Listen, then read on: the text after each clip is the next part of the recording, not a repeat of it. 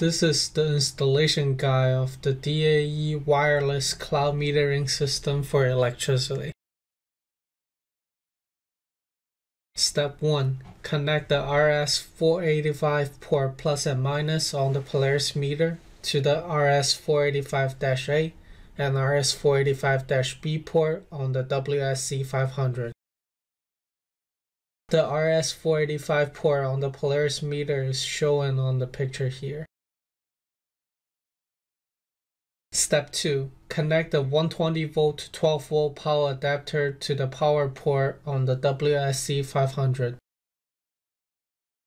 Step 3. Connect the antenna on the WSC500. Step 4. Connect the RS-485-A and RS-485-B port on the second WSC500 to the RS-485-1 port plus and minus on the CC2030.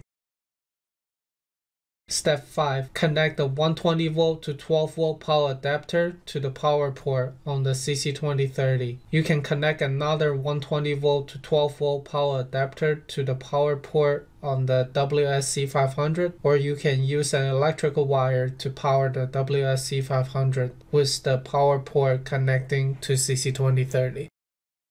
Step 6. Connect the antenna on the second WSC500. Step 7. Connect the CAF-IE cable to the Ethernet port on the CC2030 and your router. If the second Polaris meter is added to the system, connect the RS-485 port plus and minus on the first Polaris meter to the RS-485 port plus and minus on the second Polaris meter. Then connect to the RS-485-A and RS-485-B port on the WSC500.